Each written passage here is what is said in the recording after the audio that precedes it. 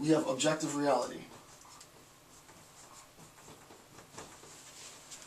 The wrong way is the belief that, we'll put OBJ, reality, OBJ, reality. Right. The wrong way is the belief that objective reality reveals moral truths, right? Moral phenomena, right? The wrong way is the belief that objective reality imposes moral phenomena, sort of in the Kantian sense, to the faculty of perception, right? Until, as perceivers in the world, we recognize that moral valuation is inherent within activities in the world. So the fact that an individual is stabbed in and of itself, that action is an immoral action, because there is a grand architect, namely God. He's imposed all of the rules. Those rules are imposed onto all actions, either possible or actual, right? So that objective reality is revealed from, or objective reality reveals moral phenomena. And then all that we do, right, all that we do is we, in a sense, to be ghetto, we regurgitate that objective moral phenomenon, which doesn't exist. This is the wrong interpretation, right? But this is the prevailing interpretation, right? This becomes a dogmatic. This becomes a dogmatic appeal back to the traditional ideology, right? The ideology of Christian morality, the ideology of prescriptive moral ethics. So I am not making any new assessment insofar as I identify and cast judgment on the particular actions in the world, right? All I do is I make an appeal. I was told that X is right, there is X, X is right. I was told that X is wrong, there is X, X is wrong, right? What I'm doing insofar as I am making observations of the world, is only reimposing, and this is what's technical, right? Reimposing what was already defined within the moral ethic.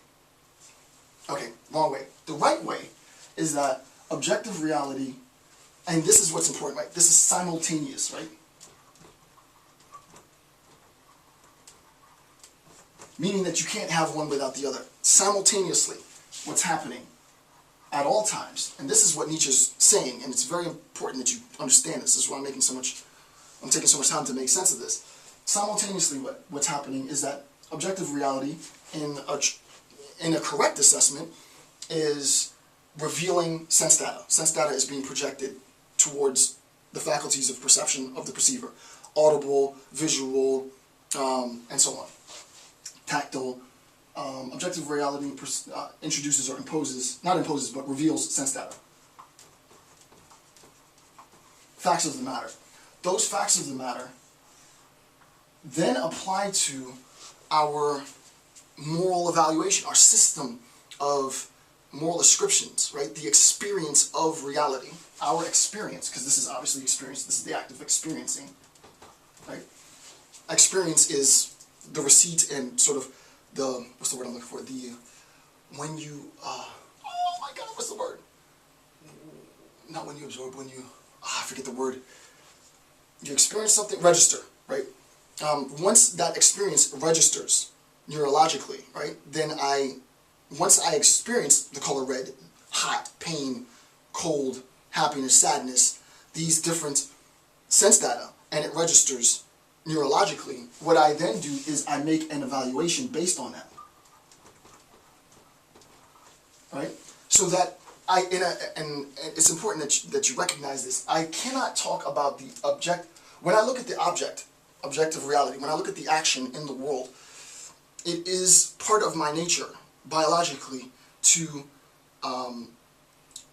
filter that reality with moral assessments, with judgments of right, wrong, ought, not, must, can, all of that. So I make evaluative statements, claims, based on the objective reality that I experience. However, it's impossible for Nietzsche for me to talk about objective reality independent to moral evaluation.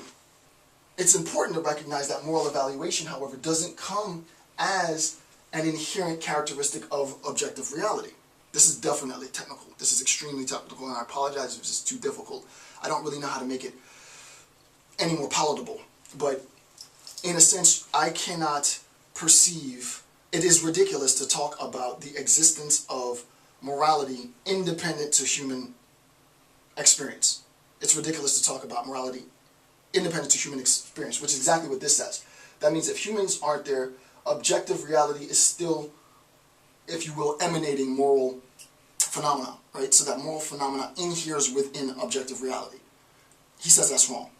What he says is objective reality transmit, if you will, experiential sense data, and we can talk about moral experience only insofar as we recognize that moral experience is a dialectical exchange between the interpretation in our cognitively, and he's not as thorough as Kant is, right? Nietzsche, in all fairness, probably could have been more thorough in really spelling this out. I don't know anyone who actually has spelled this out, but the interpretation of sense data creates the condition in which we can talk about moral evaluation of the objective world, and that these two acts, evaluation and sense data, color how we view the world, so that you could falsely perceive the world as projecting moral phenomena, but it's not, right? You can look at both of these things and they would look to be the same, but what Nietzsche's doing is he's, to be technical, he's attempting to prevent an equivocation. An equivocation of what? An equivocation of reality. This is definitely technical and I apologize, but an equivocation of reality. I can look at the world and see things that are bad in the world. I can perceive those things that are bad in the world thinking that the things in themselves are bad. That would be the wrong way. That would be this way. I can look at things in the world and see things in the world that are bad. I can recognize that the things in the world that are bad aren't inherently bad. They're just acts in the world. Two people fighting. Insofar as I assess and I see just raw sense data, two people fighting, a nose being bloodied, somebody being brutalized, I internalize that sense data and I want to cast judgment on that sense data.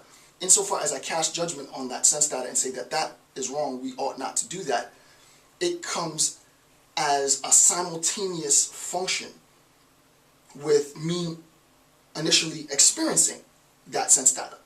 So that it looks, I mean, the judgments are going to be exactly the same.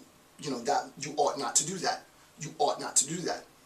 We're past that. That's very superficial, right? We're well past that by this point in the analysis.